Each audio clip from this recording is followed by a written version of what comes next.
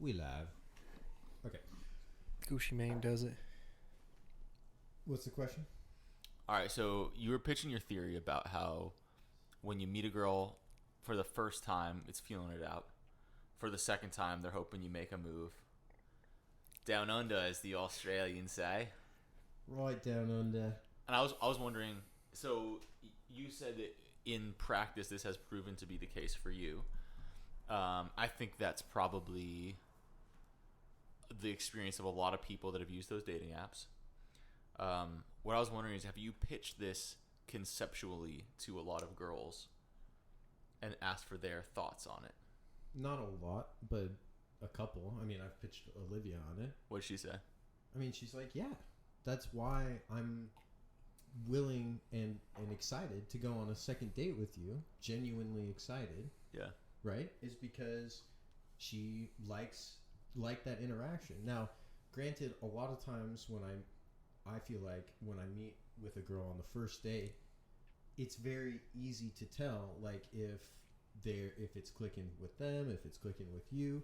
You know, the conversation flows, you have a good time, you laugh, time goes by pretty quickly. All of a sudden it's been a couple hours. Oh shit. Yeah. And then sometimes even on that first date, then you get a drink, and then you say, okay, we've had our fun tonight. Let's regroup, feel things out. Some girls don't even want to do that.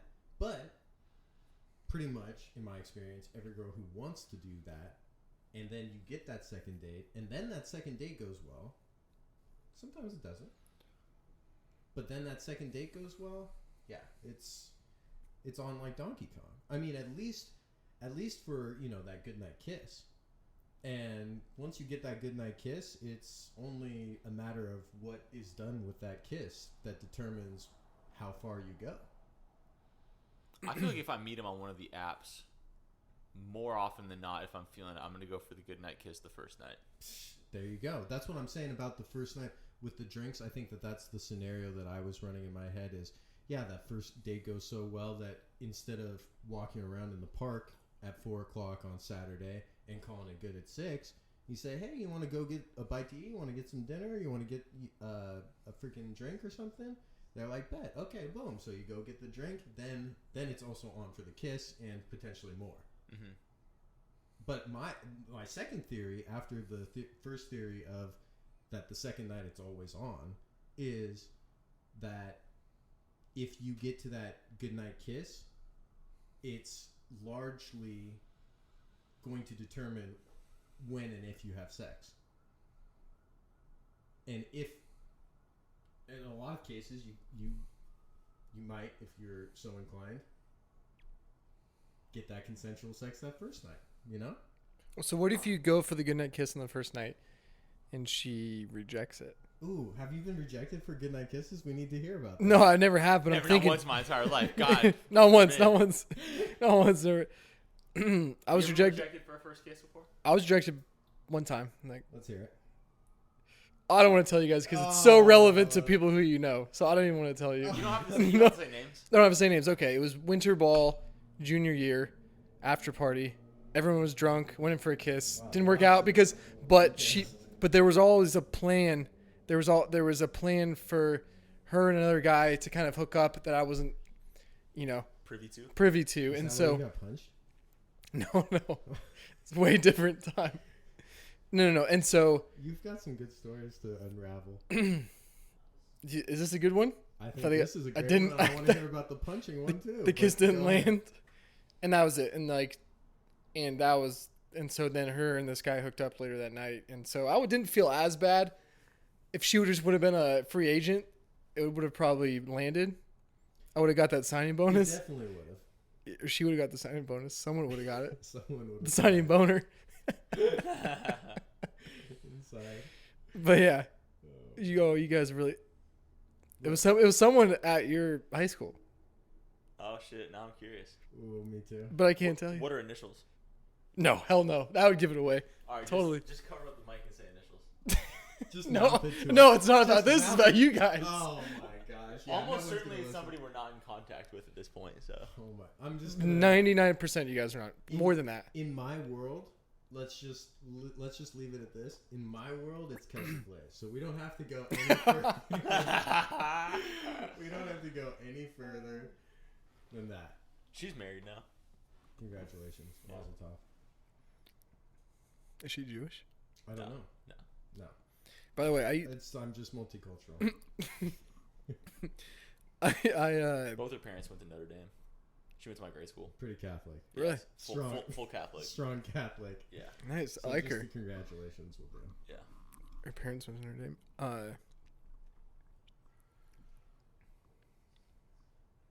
That same night, by the way, I put the moves on.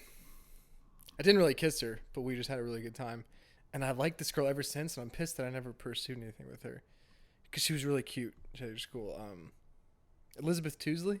Oh, yeah. I think really she liked- might be married now. I think she Also is. married now. I think I've crept. Congratulations. Do I think you I'm- know that for sure? I don't know. I think I've done the creep work, and I think she has a significant other that she's very committed to, apparently. I think she's either engaged or married. I'm not 100% sure about that, but She was a sweetheart, though. she's a nice girl. Yeah, there's so many both kind and very intelligent people that we know. Yeah. Yes. Anyways, tangent. Should we start talking about the real stuff? Sure. I kind of like this lighthearted. Nothing intro. wrong. Nothing wrong with this shit too, man. Just Yeah, to get us going. Yo, it's You ever been Saturday. rejected on a first kiss? I'm trying to think. Rejected? No, because I'm the type of person that will wait until I'm pretty certain that they're into it. So it's never happened. No, I'm trying to think. I'm sure it probably has happened, but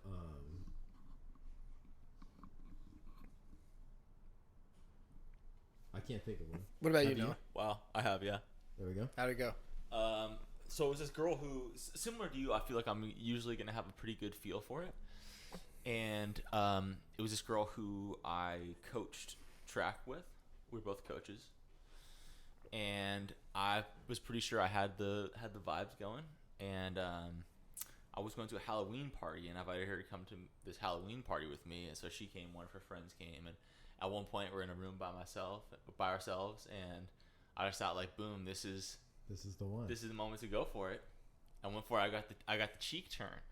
The cheek turn at the last minute, or yeah, like I'm going in and she just give me one of those. did she smirk at you afterwards? No smirking. It was just like she's like, I'm sorry, I'm just not really sure if I should do this, whatever. Oh, facts. Well, you know what? But that was in college, you said? After college. After college. Yeah. Yeah. If I had the capacity to remember high school, then I'm sure I could. High school. I don't think college. But I ended up. I should add to the story. A couple weeks later, I went for it again and it succeeded. Oh, there you go. Redemption. Yeah. Everyone likes to get Wait, redemption. and it tale. landed? Yeah. So what was? And we dated for a few months after that. And you dated Yeah. for a few months. So I wasn't wrong on the read. I was just like, for whatever reason, at the party, she was like, not. She was not feeling it. Yeah, maybe it was just like, I'm not comfortable doing this when other people are right next door, might walk in, or I don't know A what. classy lady. God, you read the defense Was she? Yeah, properly. I did. Yeah. Wow. But Which I easily could have failed to do, but it worked out. Good job. It's not only a tale of redemption, but also a virtue signal. How is it virtuous? yeah, I'm kind of wondering that too. I'm just kidding. Just because, obviously, she turned the cheek. You know, you didn't pursue any further. Because you're not a rapist. You're not a so you're virtuous. Virtue I'm not a signaling. rapist, but a rape kisser is a different thing. That's true. If you go in for the kiss Wait a minute, forcefully, were you a rape kisser? No, it was a joke.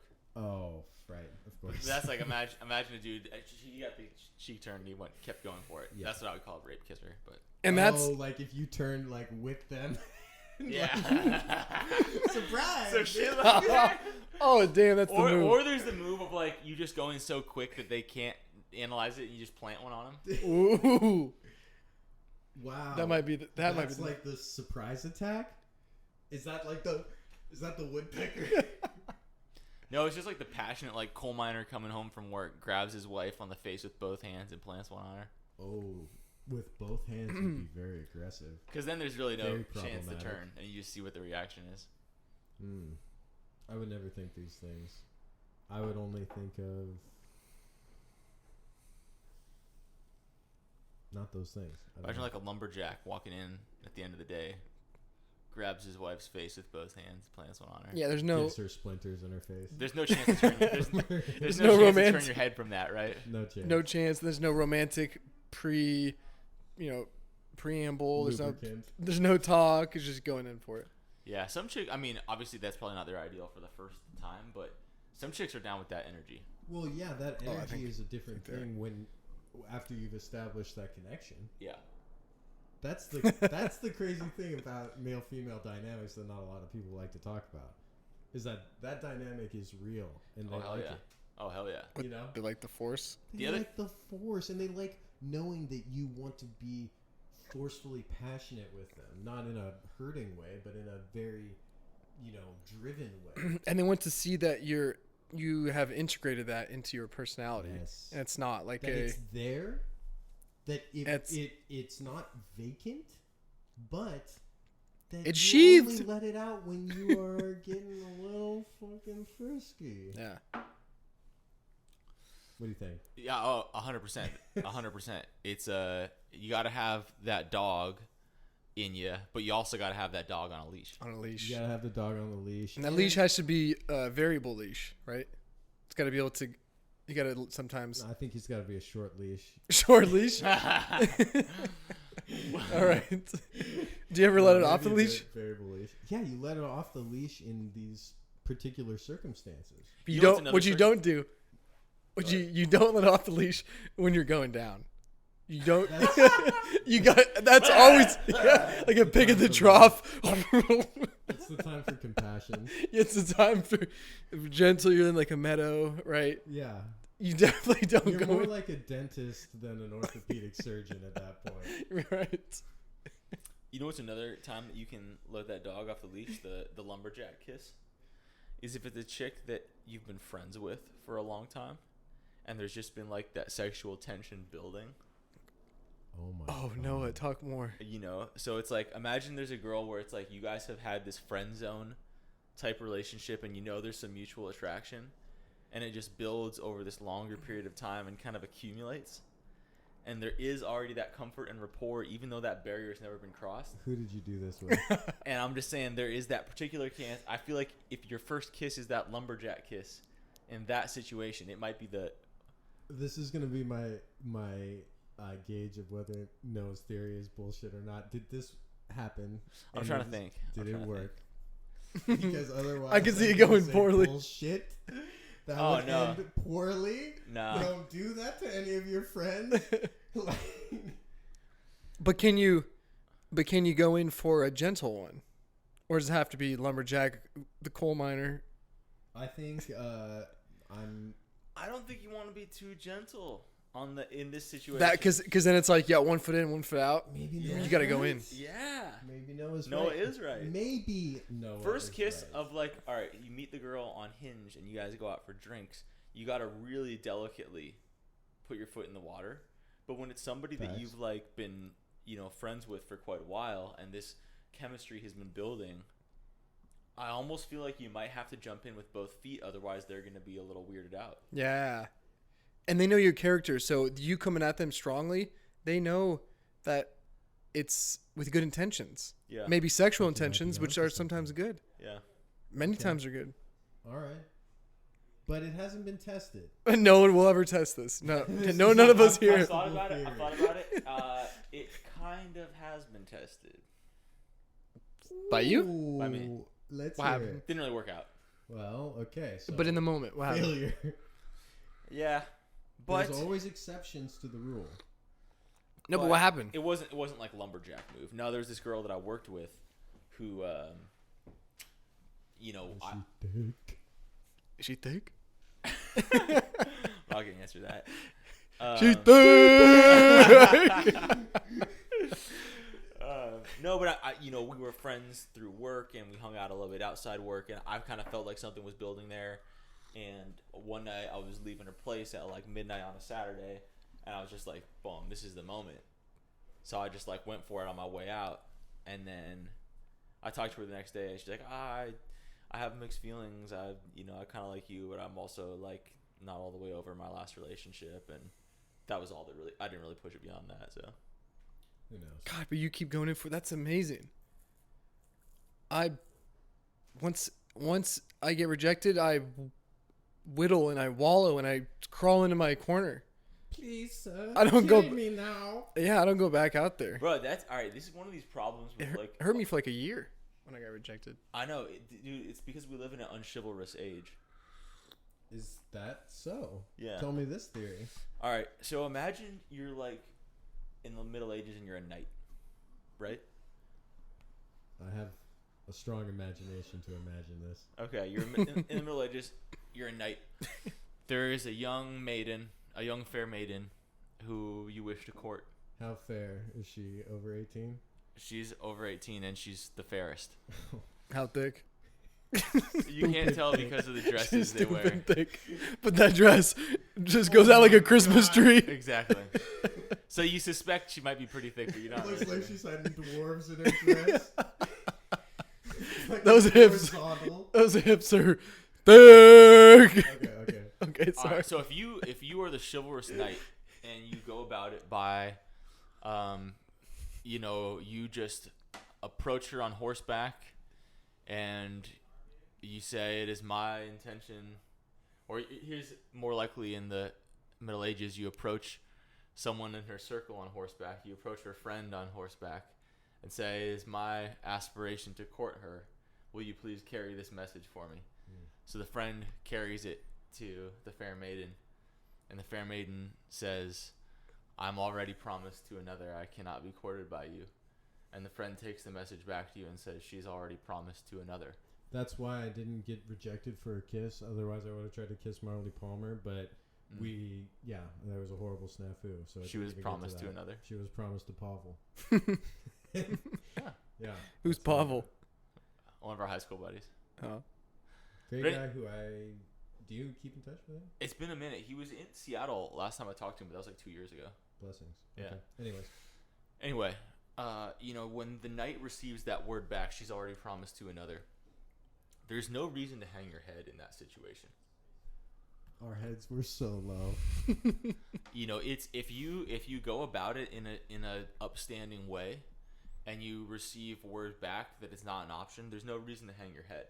But we still do. Wait. I did when I was in high school. But When Avery came back and said she actually is going with Pavel, I thought to myself, Avery, could you just kill me now? wait, you were you end asking my her to life? a dance? Yeah, homecoming, freshman year. You're tripping, bro. How am I? Wait, why is he? Thing. Why is he tripping? You're saying he's misremembering? It's the same thing. I curried her favor through a gentleman caller. Bro, that's not Yeah. I even, don't think that's I'm not using even that. a Messenger. rejection, man. You gotta pull yourself up off the ground. Well, in I that situation. can now. Wait, but Yeah. no. Man, I was devastated. Yeah, That's no. not even devastation. But no, It's isn't a not rejection? It's a sign that you're now maybe one person is a small sample size, and that's not a good representation I of. was a pussy, of women? I guess. But isn't getting rejection a sign of like maybe you have to change something in yourself? Well, all right. So let me finish this knight analogy real quick. Okay. So the knight. I apologize for It's, saying it's that all right. like So that. situation I number don't one: mean to say that. the knight sends word to the maiden. The maiden's promised to another. The knight has to get back on his horse and ride away somewhere else. The knight has done nothing that he should be ashamed of doing. Yeah, and so if you're one of the big strong guys in high school, All right, and you're but a let me. knight, I know you're. I still haven't finished the analogy yet. All right, imagine instead what the knight. Imagine what the knight. If instead of passing word to her friend, to the maiden's friend, the knight had encountered the maiden in a field, and tried to get busy, and she slapped him. Now the knight has something to. shame, He has something to hang his head over shame, knight. Why? because He might be denighted for this. Maybe, because he I think it's commendable. He went for it as opposed to being a pussy and letting the messenger take all the heat. Thank you for saying pussy after I did. But basically, he He treated her as though she were like a prost kind of thing. Like, let's just bang in a field, no commitment to marriage. I might impregnate you and be gone. Remember, this is the days before birth control. Yeah. I might impregnate you and so many flaws with this. And be gone to the next realm, and don't have your parents' blessing before I knock you up. All this kind of shit, right? Mm. But her line would be a line of knights. Might be a good thing. But she slapped him. She slapped him. Yeah. We're moving on. Yeah. Basically, the point being in the second scenario, the knight has done something to be ashamed of. Right? He has approached the maiden in a way that the maiden would not have wanted to be approached. Yeah. He didn't court her. He didn't demonstrate his long-term commitment to her. He just tried to get busy out in the field. And I feel like the analogy to the modern day is what a lot of dudes out there are trying to do is get busy out in the field, and they're not. But they getting busy. Yeah, and they're not, going about it by submitting a courtship request. And I feel like a lot of the reason that dudes be hanging their heads these days is because they're going about it like the knight in the field. Shamefully. That's an Am I wrong? Wait, but is there? Have to examine wait, is there an option 3 where? Nope.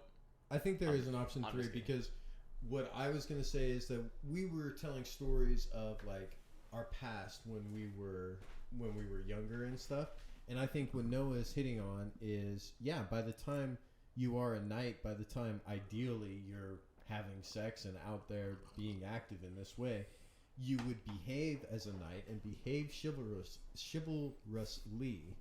But in our society, for whatever reason, we're having to oftentimes learn that on our own, because I think sometimes our ideas of chivalry are a little bit messed up. How are our ideas about fair point? Stuff? Yeah, answer that. Oh, because as someone who was largely raised by women, I understood chivalry as being pleasant and going along and opening doors and being polite. And these are things that your mother tells you to do, right? These are things to do, but they don't encapsulate what being chivalrous is. It's coming from an outsider's perspective. It's coming from an outsider's perspective, A, and B, it's not a balanced perspective. Maybe because it's just coming from an outsider's perspective. It's chivalry being taught by someone who doesn't have it incumbent upon them to actually have practiced chivalry in their life. No need. Yeah. Absolutely no need. They've only experienced it through whatever lens that they experience life. So, yeah. I would say that it's incumbent upon a lot of folks like myself to learn the ways of being chivalrous. And I think that, like you were saying, maybe that is a sign, when I was talking earlier, maybe that's a sign of me being more chivalrous is when I have success with women, right? Is that, oftentimes they will react positively to someone who is kind and who can communicate effectively and who is honest with their intentions and who can has something going in their life, has some sort of skills or some sort of abilities or can do something. These things, along with being just kind and polite, which I think is a more simple way of saying what the women in my life instilled upon me. They instilled upon me how to be kind and polite, but not to be those other things, which are equally necessary. Yeah, the kind and polite thing, the gentleman side of the equation is only meaningful, or I should say is made more meaningful by the savage side. Absolutely. And that the savage side is, correct me if I'm wrong, that side that pushes you to achieve things in this life and pushes you to become useful in some way. How is the savage side manifested chivalry-wise? Basically, it's like, imagine there is a dude that's trying to grab her ass or something, and you're ready to throw a straight right and Yeah, but how drop that fool. That's rare in a place like Seattle. Very I know, rare, but you got to have that possible. shit up your sleeve. No, I know you gotta have it up your sleeve, but if the opportunity never presents itself, then it's never manifested. I'm saying, like, what's a more common manifestation of that savagery? I think that's what I was getting at. Your pursuit in yourself. To get better. To get better. Yeah. That's interesting. Even if that Develop a doesn't happen skill. very Right. often, though, it's like most women that you talk to will describe to you a sense of not being comfortable walking down the street in the evening. Yeah. Have you talked to a number of girls about this? Yeah, we live Like- in Seattle. Like, all of them say that. All of them say that, right? Yeah. So even if it's not gonna happen, if they know that, like, all right, Mike has a hell of a right hand, even if it never comes up, Yeah, just but knowing that girls- side is there. Yeah, knowing that side is there is important. They have to think that side is there. Yeah. It's important in their perception that it's there. They have Yeah. to know Now- you have swords and keep them sheathed. That's exactly right. That's exactly right. But what I've been coming across is that you have to have more than that, because I think a lot of girls' perspective on a guy being strong or a guy being able to defend himself or her sometimes is inflated. In fact, it's oftentimes inflated. Can be. Yeah. And so I think you have to transcend that. I think it's the bare minimum in a relationship. This is probably controversial, but it's the bare minimum in a relationship that your partner, as a hetero male female dynamic, I don't know about the others, that she feels that way about you. So if she doesn't feel that way about you, I feel like that's not gonna Break it. That's not gonna last long. Not in a positive, By the way, healthy relationship dynamic. Yeah. Just real quick, going back to nights. How many nights? Were they just fuck? Do you think there were some nights that were just slaying bitches, Of course. just slaying them? Probably. And in the Middle Ages, there's STDs rampant. Well, I don't know the answer to that. I think that, the history books would say that, yeah, STDs were rampant in a lot of cases in the past. But I almost want to say that that's nonsense. I almost want to say that this whole STD thing is kind of a Overblown. fear-driven, control the masses sort of maneuver. I think it is. Whatever. I heard that from somebody else that I think has a good head on her shoulders, and I think it makes a lot of sense. It's propaganda. I heard it from a smart guy too when I was in college. And telling us. you can tell it's propaganda because who did they try to target? Young people. Minorities. Minorities especially. The AIDS. You're gonna get the AIDS. Have you ever gone out with a girl and been close to sleeping with her and they told you that they had something? Yes. No. Yeah. So I have as well, and that makes me feel like it's not out there. It's out But- there. Wait. What'd they have? Herp. The herp. The herp. Yikes. And it's a for life thing, right? It's a for life thing. That's the viral. Yeah. It's a for life thing, but at the same time, I wouldn't necessarily want to make that my life partner.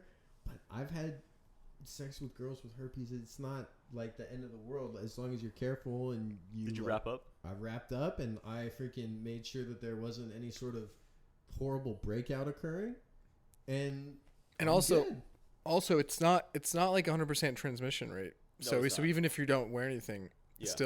it's not going to be 100%. With Yeah. AIDS too. Or And HIV. herpes is the worst one, and it does suck.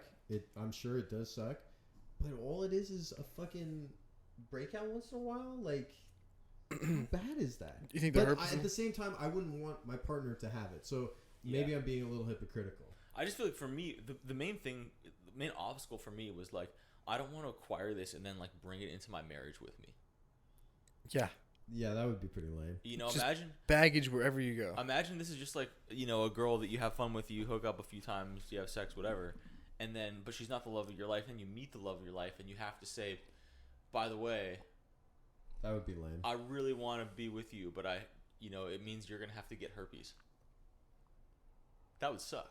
Does your partner necessarily get herpes? I don't know. Wait, like if you have sex with them over and over again, almost for sure. Almost for sure. Yeah. Well, there you go. Glad But- it didn't work out like that. But if you're gonna be committed, then You gotta be committed. I Okay, think so you can it's stave not a it off. conspiracy, but Yeah. but at the same time, do you think that fear is utilized to control people into acting a certain way that is not necessarily in line with their own self-interest?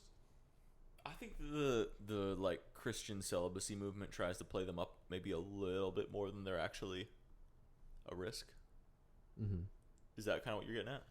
Yeah, I mean, I'm not either that or government. Now, how many girls have you been with, or let's just say like been kind of intimate with, like maybe not even sex, but just like, maybe just kissing or something? Probably like 30, 40, 50, right? Or more than that. Fuck. Let's just say 50. You've known one of them? We're talking not sex with them, right? Yeah, like just, I don't know. I mean, if you just make out with a chick, it's probably not going to come up, that's true. Okay, let's say sex. This guy, I guess, is kind of personal. Yeah, I don't know if I want to drop that on the podcast. Okay, well, here's what I'm getting at. The percentage, even of the people that even in your life, is really low, right? And I think the numbers they throw out is like 30%, like 25%. Like, that's bullshit. 25%? It sounds high. People to me as walking well. around there? But also, people are private about this. I've learned later that like some of my friends' parents have it. Yeah. I learned that too. That's weird. And it's like it comes through the grapevine after many, many years, but it's like you'll know those people and you will not know that they have anything. Right. Now, here's the thing. There's two different herpes. There's the oral herpes and the genital herpes. Yeah, it's the latter that a couple of my friends' parents have. Really? And it's just eventually my relationship with the kids was such that they were comfortable disclosing that to me, but that was after like decades of friendship. So, have you guys ever had a cold sore on your face? Because I have. I've never had a cold sore. I've certainly had, I don't know what. I mean, I've had a bunch of acne, so it's like I kind of don't really know what's a pimple. Well, I've had I've had acne. maybe I'm in that boat too, because someone was telling me, I was at the dentist and she was like, "Oh, you have a canker sore. What's a canker sore?" Oh, canker sore is like when you eat too much sugar. You get those sores inside your mouth. Yo, are you talking about inside or outside? Well, I just thought it was just like I didn't know the canker sore was different. Yeah, canker sore is just like you eat too much candy or something. You get one. Which I did quite often. Yeah. Cold sore, and you were getting at the fact that that's actually That's herpes. more common, right? Isn't that far more common? A cold sore in your mouth? Or yeah. What I've heard is like 90% of the U.S. population has been exposed to oral herpes. And it's basically that's the no real big deal. pandemic. Yeah. That's 100%. That fucking pandy. But what I hear is it's no big deal. Okay. Interesting. Yeah. Well, I just maybe back to getting to stuff that we've been talking about and that we have a little bit more knowledge in. I just and to tie this into that, I just think that there are so many ways that people have been manipulated, whether it's through sex or whether it's through power or fear or whatever. The manipulation that people have endured in recent times, I think, is almost unprecedented. Probably because of the reach of information and like media. But How far does that reach go up? oh, How all many the way up fingers? your butt. I was hoping you would slam that one home. Thank you for setting me up. You're such a good Bro, should we get the UFC on? We keep talking. Oh yeah, let's get the UFC. I want to make sure I But- see that but full comp let's- over. Okay, so now then transition us into something people will care about, like tech conspiracy or some shit. All right, we should talk about the tech thing. So God, I almost don't even want to because it's so grim. It's a grim outlook, isn't it? Or it's a grim not prospect. necessarily a grim take that I'm going to be giving here. By the way, there's an oncologist that's Swedish. His last name is Grim. You can't make this up. That is grim. God, that's brutal. So there is this blogger who I follow a little bit who's very interesting. Alex Jones? I don't know if Alex Jones would be considered a blogger at this point. He's much more than that. He's It's probably in his umbrella. Blogger. He was probably once a blogger. Okay, sorry, go ahead. I don't know. Have you ever read anything Alex Jones wrote? No. I've never seen him write anything before. He's a hell of a an interview though. Yeah. All right. So Turn the frog guy.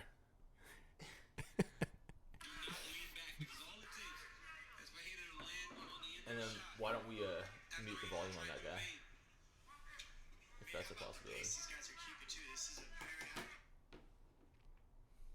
Nice. Okay, cool.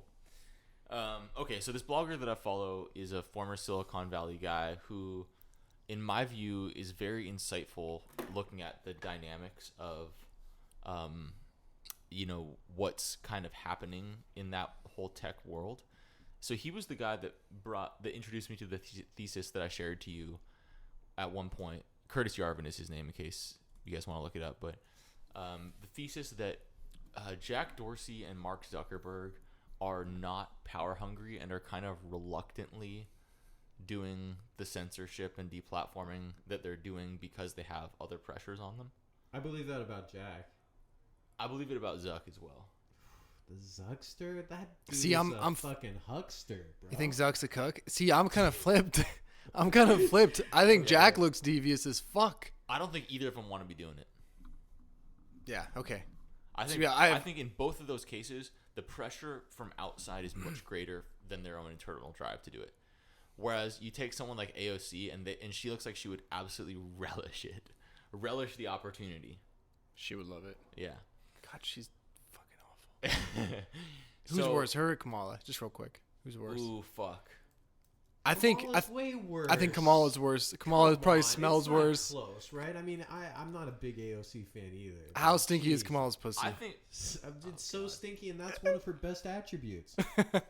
Dude, we talked about the smelling pussy. It's not that big of a deal. It almost makes you more savage. It does make right? you more savage. Turns you into that pig at the trough. Oh my god, I would just oink oink, baby. So this Yarvin? Yeah. So he has a theory about basically how should I introduce this? Okay. So he speaks of this concept by analogy to something called glacial tongue that occurred in Nazi Germany. Are you guys familiar with that phrase? I'm not, but I have a feeling it's going to be what Mike and I were talking about in the car. Go ahead. Glacial tongue was the Nazi Party's desire to have all public information, entertainment to be coordinated with the party platform. So it was things like at the movie theaters and stuff. Yeah, at the movie theaters, the message of the movie had to be compatible with the Nazis' vision for society. Yeah. The news had to be reported in a way that was consistent with their interpretation of events. What is that called? Glacial tongue. Glacial tongue? Yeah, it's like we can Google it if you want. It's like GLEISCHALTUNG, I think is how you spell it. Glacial tongue? Glacial tongue. And maybe the German pronunciation might be a little off. My German's not great, but you took German. You could probably figure out if that's the right way to say it. Yeah. But so basically, there's this concept called glacial tongue in Nazi Germany where all the messaging had to be coordinated to be consistent with the party platform. And what he observes is that in the United States, there is no like Ministry of Propaganda that could be, explicitly coordinating to Hollywood and academia and the news networks and telling them all to to have the same opinion on everything. Yet, what he says is if you look at the editorial slant of the New York Times and the Washington Post and Yale and Harvard and Stanford, and just observe that those premier institutions in the United States are always in lockstep and also always moving. They're always moving? Yeah. So if you like today they're doing all this like critical race stuff, right? Mm. Whereas 20 years ago they weren't doing any of that stuff. They've all moved to accommodate this, and they've all remained in lockstep. It's progress, Noah. Well, that's not necessarily the point. So the point is to take the analogy of the German glacial tongue. It's as if there is a glacial tongue in the United States without there actually being one. Oh my gosh, it's so apparent too, because if you thought about those institutions of higher learning, there should be naturally a competitive drive, and not just even naturally would there be differences, but they would try to have differences. It's like competition in the marketplace of ideas, right? Right. Yeah. But yet they are all like coordinated with one another, and all continue to drift in the same direction.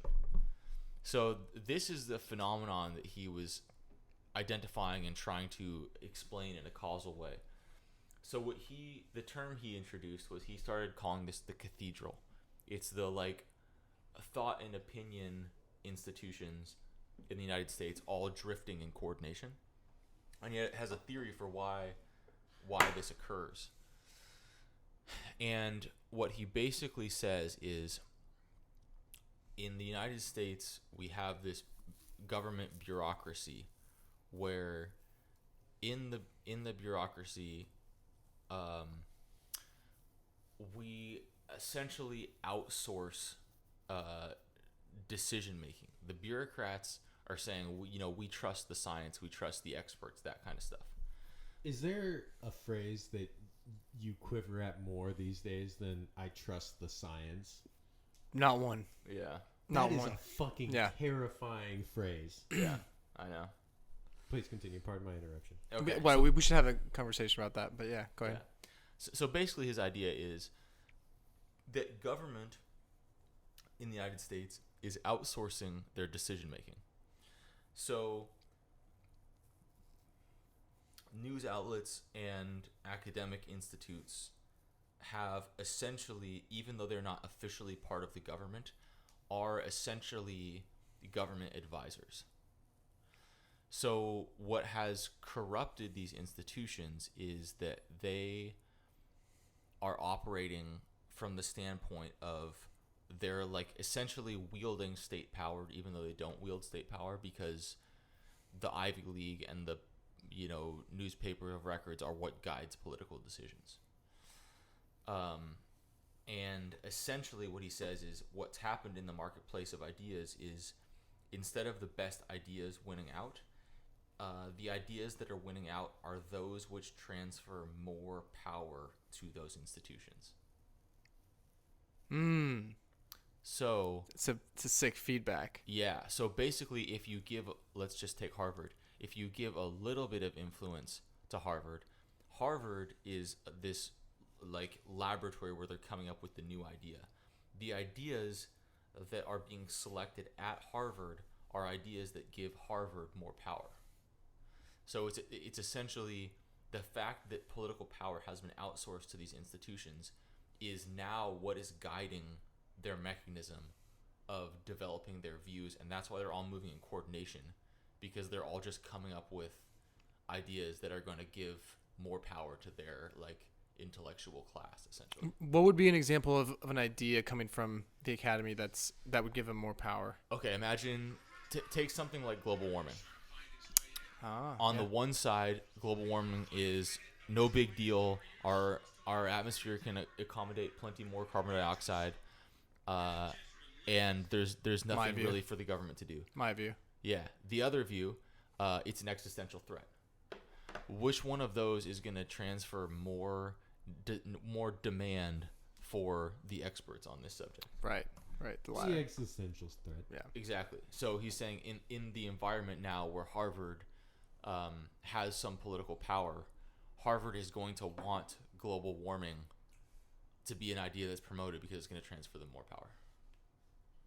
Makes sense. The academy has fallen, and it has been fallen for several, I would say several decades. And I think that the evidence is in what you're saying, and also in the fact that look at what we have. I mean,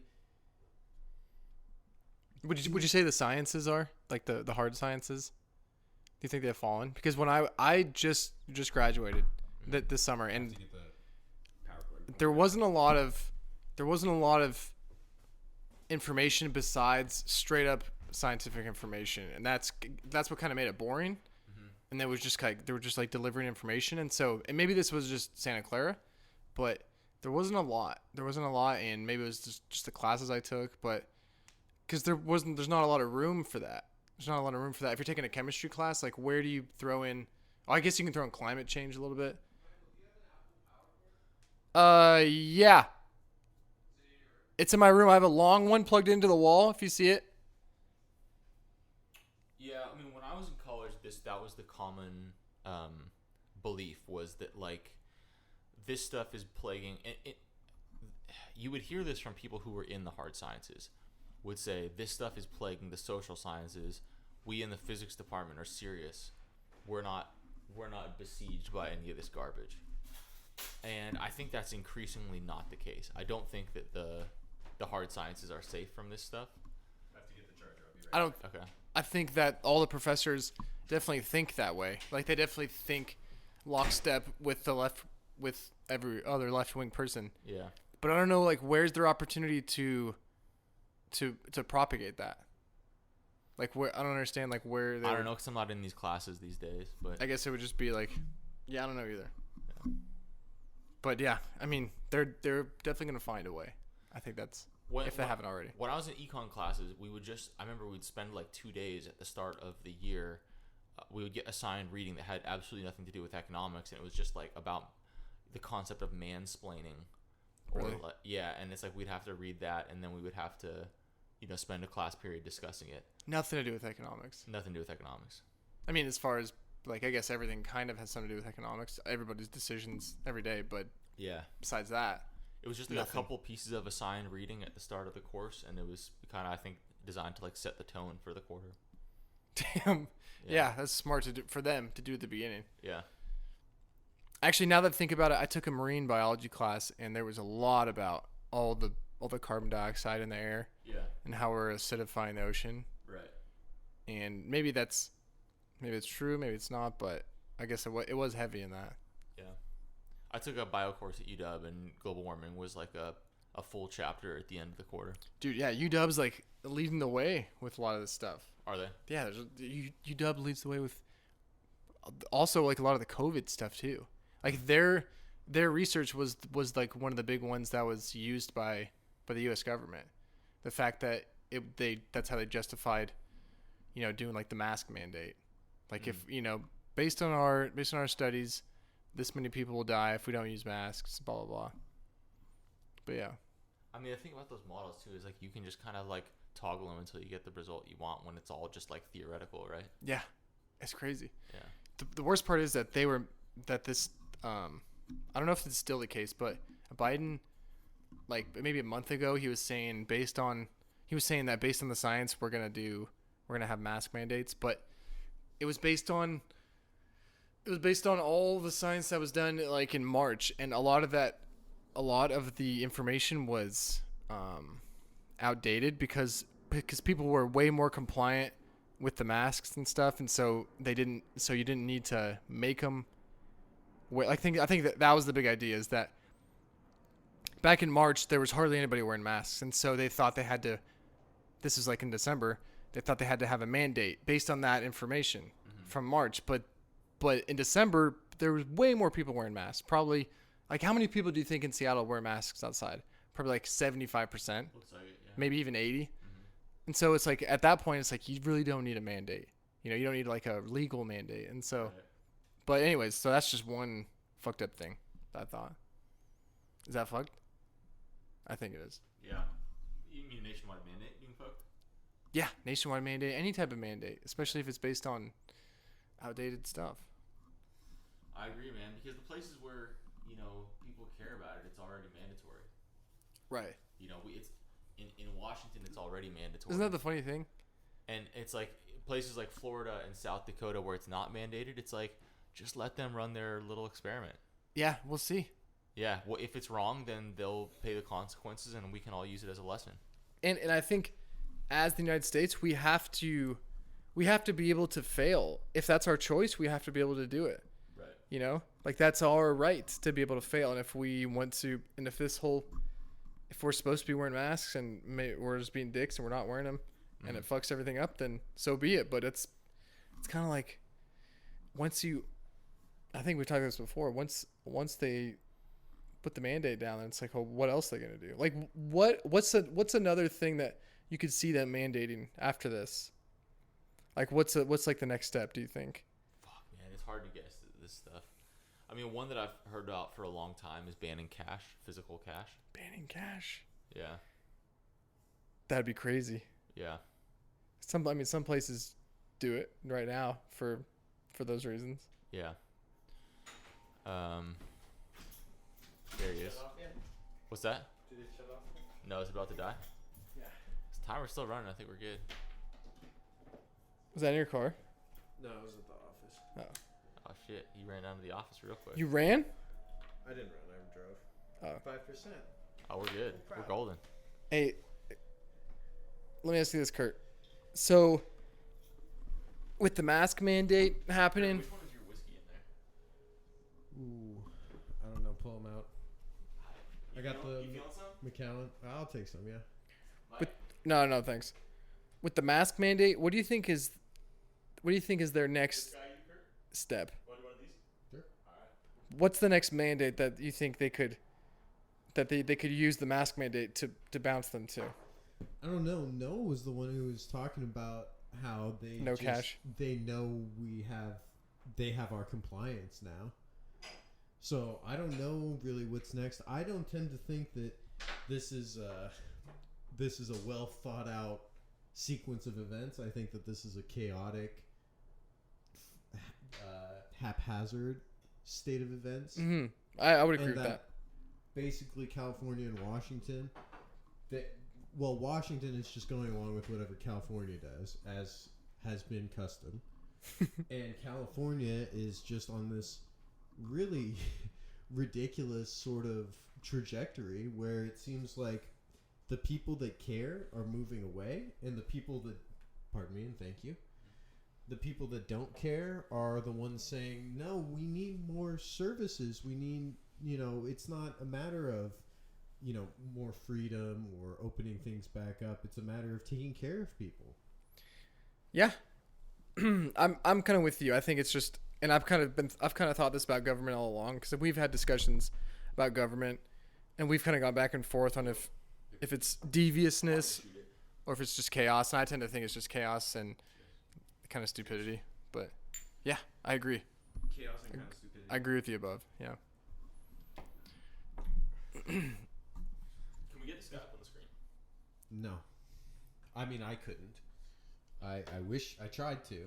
I couldn't get it from the phone, so I tried to do it on the computer. I bought ESPN Plus again, even though I already had it, because when I logged in, it said I didn't have it. Then I bought the $60 fucking annual version because it said I needed. You got the thing. We just need to cast it. Duh. Yeah. But it's a fucking snafu, just like last time, probably. Want me to try it? Sure. You paid for 3 CCP hookers. Yeah. At least. No. That's like 30 CCP hookers. Think they're that cheap? I mean, I don't know. I was making an off-color joke, very off-color. But now that I'm the only one on the mic, I am going to rant, as I've been wanting to. Do it. I'm going to rant about this potentially new awakening that we are coming up upon. And I think that the catalyst is COVID. COVID will bring eventually it will bring the system to its knees through a series of events that no one can predict because it is haphazard and strictly based off of bureaucracy and a search and lust for power. So as we all collectively realize this and move away from government, that will be the awakening where we decide that we don't need these entities that not only make our daily lives more difficult, but also create huge and catastrophic injustices throughout the world that are many thousands of miles away from here. So, as people move away from that, we'll defund governments and we will move towards a more, probably a more primal way of living, a little bit more in line with the way that humans have lived for thousands of years before these couple hundred years. And that's probably going to be, my prediction is it's going to be a process, and there's going to be some ups and some downs, but ultimately it's going to lead to this great awakening where we retain or rebuild the technologies of today through this new lens of seeing the universe, and we will therefore put more of our resources into space travel and exploration, and fewer resources into this endless bickering, fear-peddling, war-mongering nonsense, consumerist bullshit that we've been just eating up. Some of us for our whole lives because we were born into it. I would say pretty much everyone else is dead.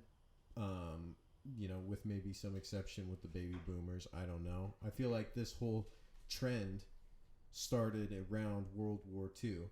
That's actually another rant I wanted to go on about how freaking great things were coming along, how times were getting better. We had just, well, actually it gets complicated when we talk about the Civil War, but let's just say we just abolished slavery, moving towards a new industrialized America with huge potential, and then this great threat, this existential threat arose, and Americans came to the call at the cost of some liberties, at the cost of many taxes and new ways of doing things.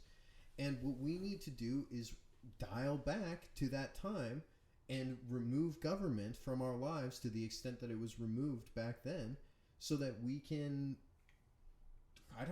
we can take the next step in human evolution, which is, it seems like, space travel.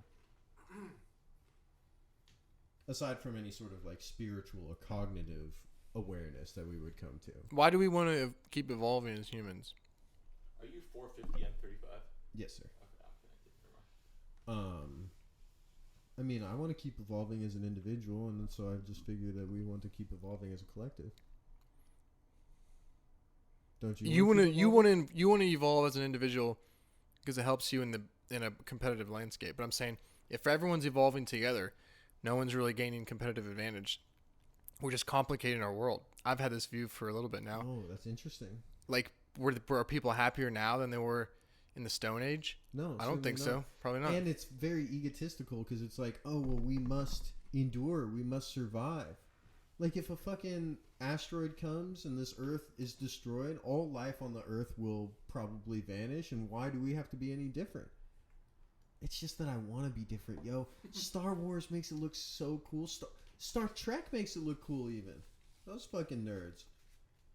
Intergalactic travel where you freaking observe, count, just life is such a cool thing. Life is so beautiful, and I think that we get to experience so little of it here. It would be cool if humans got to experience it elsewhere. That's a good answer. But ultimately, it doesn't matter. Even the universe will be destroyed at some point. But that's part of the awareness that we've got to all come to, so that we can stop freaking dropping airstrike drone missiles on, a bunch of poor brown people in the desert. Even though I'm not necessarily a fan Those fucking desert people. of those particular desert brown people, oftentimes. You know, I like my flavor of desert brown people, but they're still people. We still want the best for them. We want them to be able to transcend whatever nonsense they have going on in their lives. And we're not doing any favors. We're propping up these fucking crazy Saudis. Like, I watched this documentary. They're just getting all the Khashoggi. Instagram bitches. The fuck? Oh, they're living large over there. They're fucking spanking asses all night. They fucking they fuck whoever they want. They have drink mate all night long. Drink mate all night long. Don't give a fuck. They live How life. are the yogurt drinks? Oh, no, the Iran. kefir or yo. Well, yeah, kefir is kind of. I think that's what It's people pronounced call it. Iran. What's that? Oh my god. Iran. Anyways, so I brought you gentlemen in with my rant. That was my intention. Could you figure out the UFC, sir? I can't. The internet's too slow. I couldn't even get it to play on my phone like what you already have. Oh shit. Yeah, apparently. It could be the internet. Apparently we have a man of a who has a wide breadth of Why would you put him on blast? internet knowledge, but we can't get this going. He doesn't care about it because he's hard-lined in. That's true. Who's hardlined in? Chris. Oh yeah, good point. But it doesn't matter. Can you get me to the Google Home app on here? Let's see. God, that's sinister. He hardlined You himself. guys gotta talk though. How's your day going? Dude, it's good. Better after that plunge. Yeah. Plunge was nice. Yeah. That was my first one in a couple weeks. Do you ever get the egotistical feeling when you're in there of having people watching you and being impressed? I do. I can say that. Yeah. Fuck. It's probably 20% of the reason why I go. It's such a good feeling. People are like, whoa, look at those guys. Like, yeah. I do feel like the humbling experience of the cold for me though is more significant than the like flexing on the beachgoers. Well, yeah, no, it's only 20% for me. The other 80 is the humbling, Yeah. the flexing. But there's a part of you. I would like it more if it was like hot chicks. I think it's all like old moms, old Seattle, old Ballard moms. Yeah, Wasn't it? it's some like, you know, a 60-year-old couple is there and it's like that's still cool, but What's the oldest? What's the oldest you'd consider? There were 2 girls there that were kind of cute. oh, I missed them. I wasn't wearing my glasses. I thought for a second one looked super old, but maybe you talking about the blondie and the bruni? Yeah. Wasn't the blondie like a mom? Without her children, I suppose. Maybe. No, I mean like an old mom.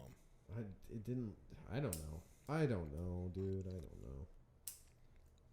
I also don't know where the Google Home app is on here. That's your problem right there. Do you think? If you can't get to the app, it's hard to cast with it. I think And if you can't get to the app, what else is first troubling of you in all, your not life? True. I could cast YouTube or anything off Safari or Chrome. It's Not definitely Safari. bad. But what's that? Safari doesn't cast, does it? Safari is. That's why I have Chrome on here because Safari does have troubles with it sometimes. But No, what- I think no. I It was would- getting at if you I would can't get to cast- that, what other troubles do you have in your life? What's that? If you can't get to your Google Home, what other troubles do you have? There's so many troubles. Watch me effortlessly cast this to the living room. Chael Sonnen. Do you Bad guys- Guy Inc. By the way, do you guys have any jokes? I thought this is kind of a joke. So did you go to the Google Home app or no? To do this? Yeah. No, you don't have to do any of that nonsense. What? This is what you have to do to cast. Go to the ESPN app. Yeah. Oh, boom, bet. Okay. Cast. It's got a fucking cast button. Yeah. I'm pretty sure if we go downstairs, it works to cast it to the basement TV. But for whatever reason, sometimes up here, I don't know. Or Wait. it's also possible. We might have just got it. No, we didn't get it. It's going to give an error message. That's what it does every time. And it's been doing this since the last fight. You know what? It's showing something. You know why this happens? Just wait to be wrong. Just You know what? just Wait, can I tell you? enjoy. Can I tell you why this happens? Why? Because they're hiring people not based on merit anymore. This is probably someone Oh that my got it gosh, came because up. of for a fucking disability. It did actually work this time. So we are officially now in a Fight Companion podcast. Well, wait. Did you guys as hear? long as it keeps. Wait, I want you guys to evaluate. Even though this is further than it's come, I'm still skeptical it will work. Did you just say come? I think you did. It might not come when you want. There you go. There you go. Okay. Cape or Pantoja? Who's gonna win? I don't know either. I got money on Darky, He's ranked 5th, so. and he's dark. Oh no, the Dark Pants is ranked 5th. Oh, jeez. It's the Hispanic guy is ranked 5th.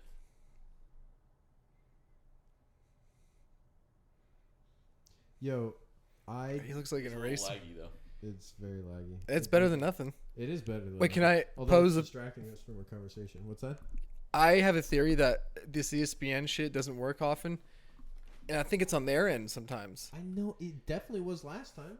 And my theory is that they're high. Actually, I saw it in his post-fight press conference. He was like, "It's not working right in the West Coast area."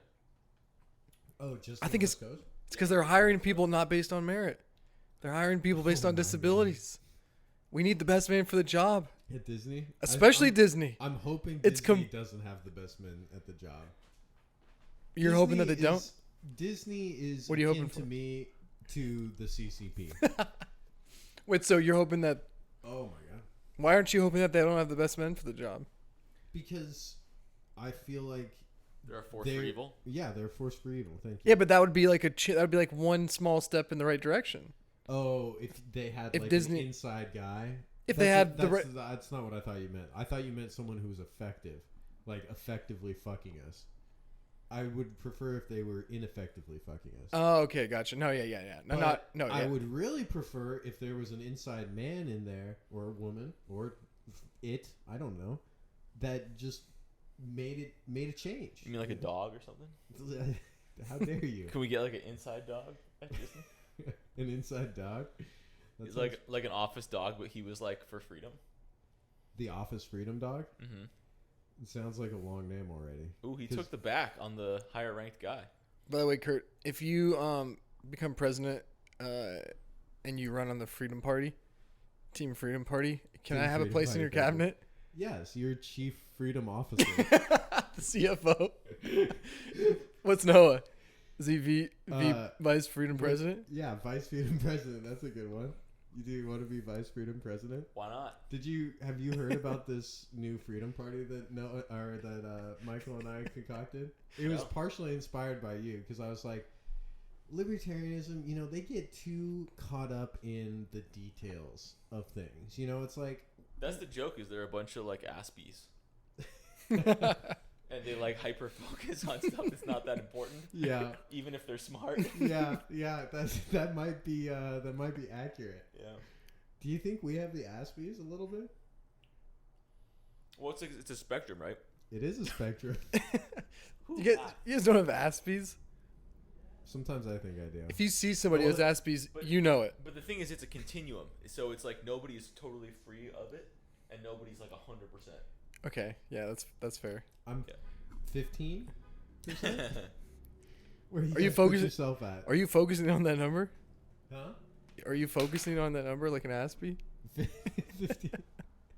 What's your number? Tell me your number. What's your number? No, but this Freedom Party. I think we're a single post-vaccine, I'll be 45 in the 45th percentile. We're a single issue party, and that issue is freedom. Any other questions? Any other questions? Freedom. And there's also the idea that any sort of governmental order given had to have the opposite name of its. Or no. What was our? Oh, right. What was our idea? It has to. No, I thought we were saying. We're gonna correct that. Yeah, it has to be like all of the. Well, there wouldn't be any government bills because it would just be freedom. I guess they would be like we would have negative liberties, right? Like freedom from. But Right. you're free from everything, so it wouldn't. But what was the idea that we posed about like how these orders are worded? There was something about that. They're sinisterly worded in the exact opposite way of the way that anyone would naturally. Oh, think like of the it. Patriot Act. Like Oh, the no. Patriot Act. Oh, and then you had a bit. It sounded like a great Or bit like that you the had, CARE Act. and you were like, you were like, you know what? If Like they the ever come out Affordable with Care the, Act made healthcare more expensive. Yeah. Yeah. and then you said, Affordable housing makes housing more expensive. Yeah. does it? Of course. And All they do is mandate shit. When you mandate shit, you're gonna make it less efficient. When you make it less efficient, it's more expensive. I'm just throwing you up grapefruits. Thank you. I'm Thank you like, for that. Sean Hannity. Yeah. Do you think? How corrupt is she, Sean? Or how corrupt is she? Oh, Sean, she's so corrupt. Does that sound like Hannity? Joining us now, Come on. America's Mayor, Rudy Giuliani. No, stop. Mr. Mayor, thank you for being with us tonight. America's mayor. Is that what they say? Coming up next on Hannity, Speaker for the House, Newt Gingrich. Mr. Speaker, how are you doing tonight? Is that how he does it? That sounds pretty good. Oh my god. I've heard him. See, I don't watch him. I can't stand the fucker. Stumpy? Stumpy? That's what Jon Stewart called him. Hannity? Yeah. Because he's why? I don't know. He just thought he'd call him Stumpy. Coming up after the commercial break, we're being joined by the great one, Mark Levin. Who's Mark Levin? I see. He's got one of those Fox News shows. It's like very peripheral, like kind of later. I think Mark Levin is like a little more of a legal expert than some of these guys are, and that's why they call him the great one. Yeah, he's definitely more knowledgeable. Yeah. He had Kurt Schilling on. Do you guys know who Kurt Schilling is? Yeah, the old Red Sox pitcher. Red Sox pitcher. He's getting. They're keeping him out of the Hall of Fame because he made some comments, pro-Trump comments. Oh my god! And his numbers. I've heard it was controversial. His numbers are definitely Hall of Fame worthy. I would have thought. I would consider myself an expert in this. They're Hall of Fame worthy. I would have thought he would. Expert. I mean, he's in the. If you had to come up with like 5 great pitchers from that era, I would probably put him in like him, Randy Johnson, Roger Clemens, Roger Clemens, Pedro Mariano Martinez. Rivera, Pedro Martinez. He's in a short list. He has the same number of wins above replacement as Pedro Martinez. The exact same, and he has a way better playoff resume, which those don't even get factored into your regular season WAR. So, it's completely ridiculous. Yeah. And your opinion is it's totally partisan. There's no other reason. This this is the huge thing. Like this isn't just me. Everything's partisan. That's why. Listen. Okay, I'm gonna try to not sound unhinged for once, but it's gonna come out very, very unhinged. So just bear with me. Everything is politicized so much, and that's why we can't rely on anything right now. We can't rely on the academy. We can't rely on certainly can't rely on the science. Jesus Christ. Fuck me in the asshole running the science. What are we going to do here, guys? Okay, so we can't rely on science. I mean, here's the thing, though, is that can you still, if you are really dedicated and you look at papers, can you still rely on science? I think you can parse out the details. Yeah. I would trust your guys' opinion on this. You're both very scientific. Here's a great example. The food, this saturated fat issue, right? So they ran a lot of epidemiology studies, 60s and 70s, that correlated people with heart disease with saturated fat. But there were so many confounding variables, and you could have seen that if you just looked at the methods that they used. And so, but that requires somebody who is willing and able to drill in like that. If all you had was like, you know, the journalists who read the conclusion only, right? You know, that's what I'm saying. Think about like what a New York Times science journalist does. They're probably not really diving that deep. Not in the methods. Yeah. That's a good point. That's why you have to. I think we can come out of this by actually just getting our hands on the science ourselves. Yeah. You know? I think this is a time where you have to take great responsibility for yourself and for your life, because we have the tools necessary to do it, but there is so much bullshit and manipulation out there, and people, you know, no entity is to be trusted. Bureaucrats can't be trusted. Bankers can't be trusted. Fucking Hollywood can't be trusted. No one can be trusted when it comes to this stuff. Everyone has been proven to be dirty. Yeah. Is it not true? Dirty in many ways. Dirty in many ways. Some far more foul than others. Weinstein. Yeah.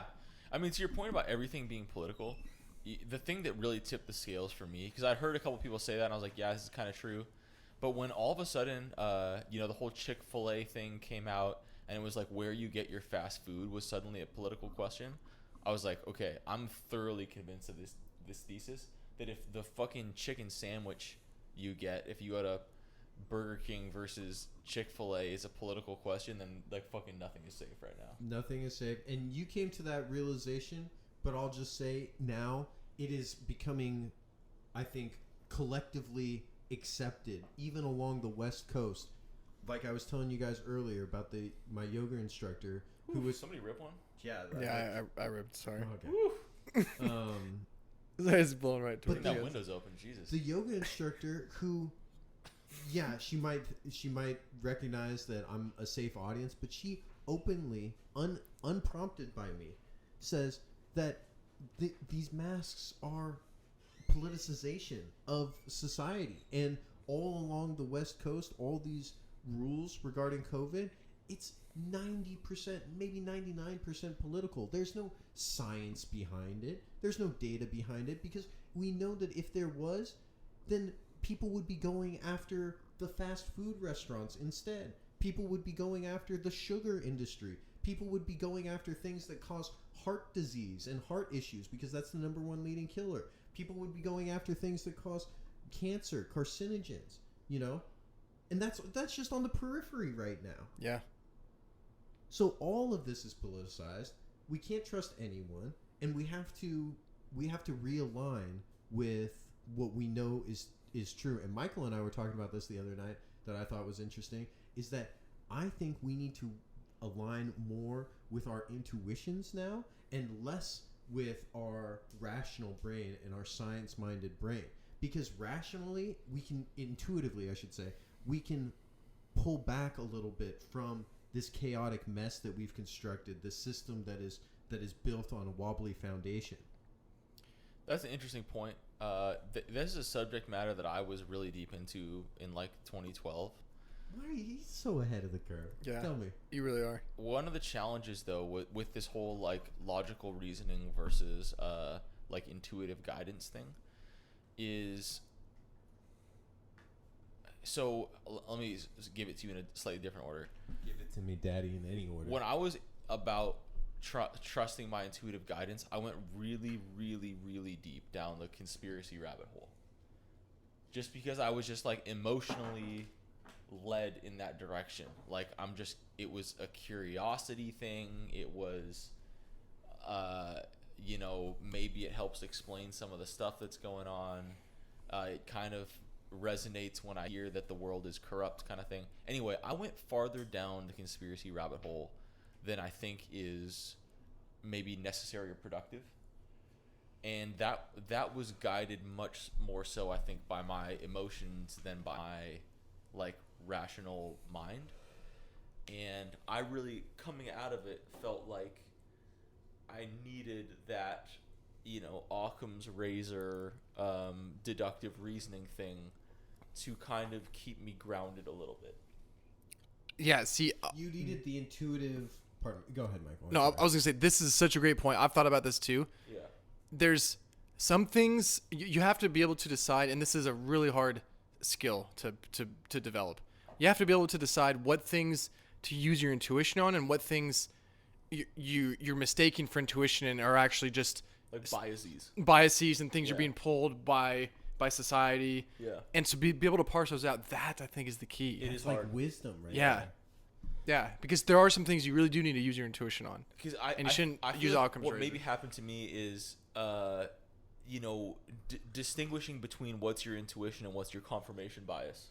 Exactly. That's what I feel like I kind of got trapped in that a little bit. And it's easy to get trapped there. So Yeah. it's very very commendable of you to be able to realize that and pull yourself away from that. But would you not agree that right now we have a bent as a collective, as a society, to think that we have things pretty figured out? We think that we have the body pretty figured out. We think that we have government pretty figured out. We think that we have economics pretty figured out. We think that we have, all these things pretty figured out.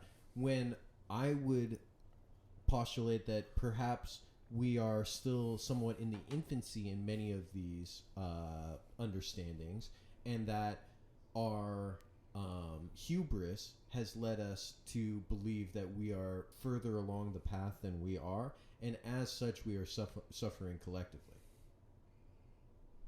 That's why we need to move more towards collectively an intuitive way of thinking. Yes, Yeah. I would agree. Yeah, because if you try to hang on your rational credentials, we're not that developed. No one rationally would be able to say, "Hey, we need to get rid of government," right? Right. But intuitively, you would say, "What is government bringing? We know they're bringing these endless wars. We know that they're bringing the prison industrial complex. We know that they're bringing the drug war. We know that they're bringing. Pardon me, Noah, for smoking you out. That's right. We know that they're bringing entitlement programs that are oftentimes not serving the people that they claim to serve.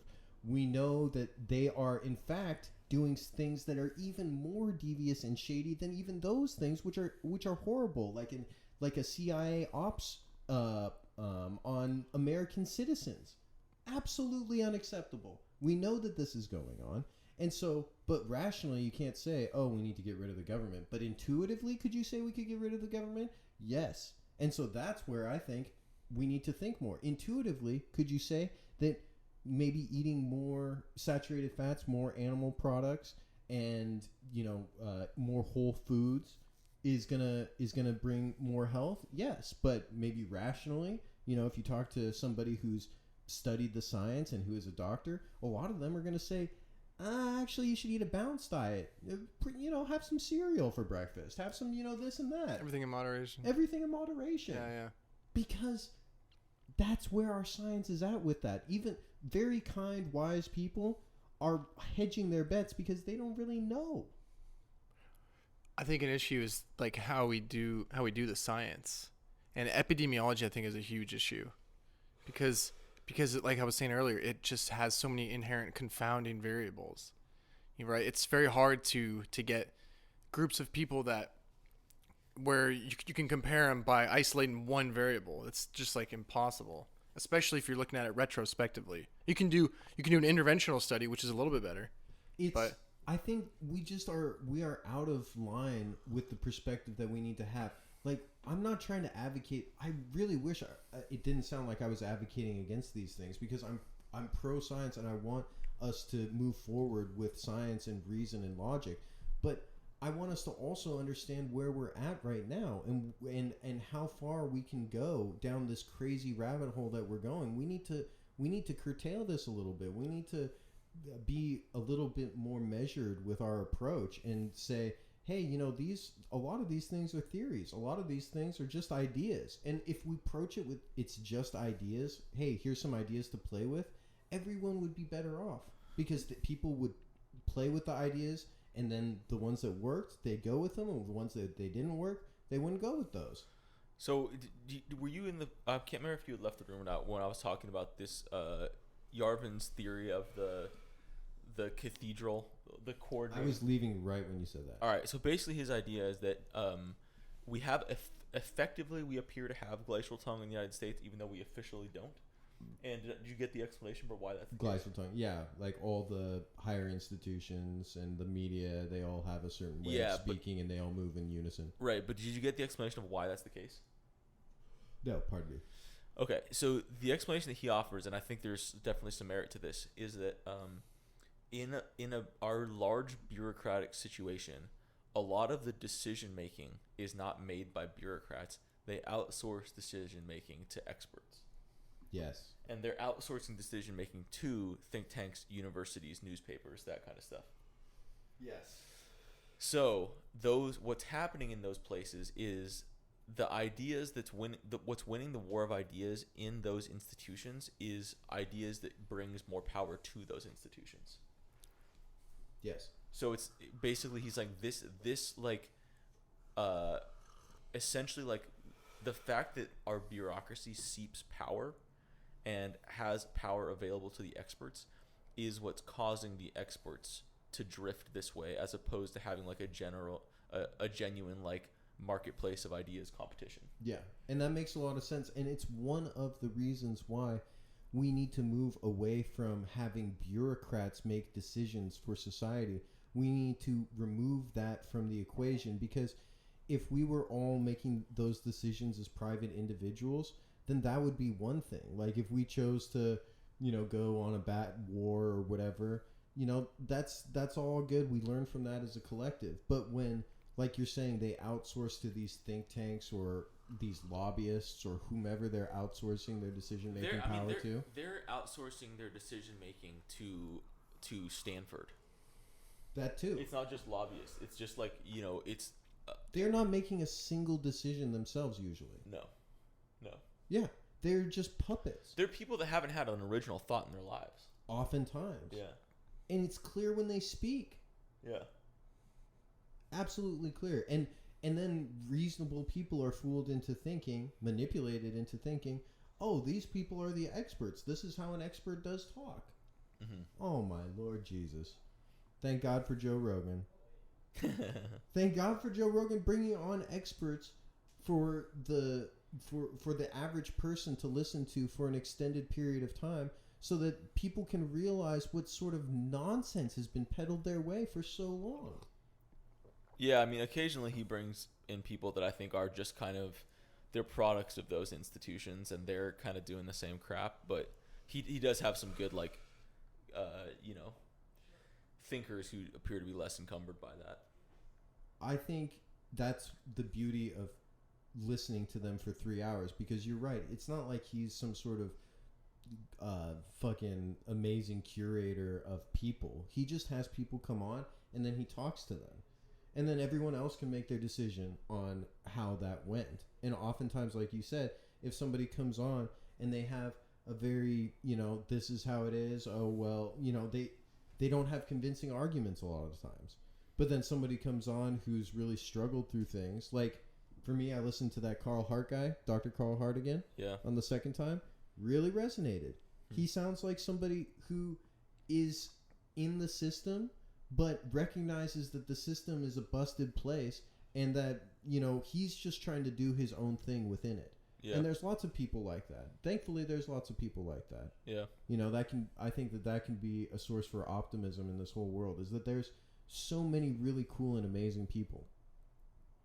Is this UFC tech worker, is he 7 feet tall, or is this guy 5 feet tall? I think this guy is small. Because that guy looks like he's probably like a 135, 125 guy. Yeah.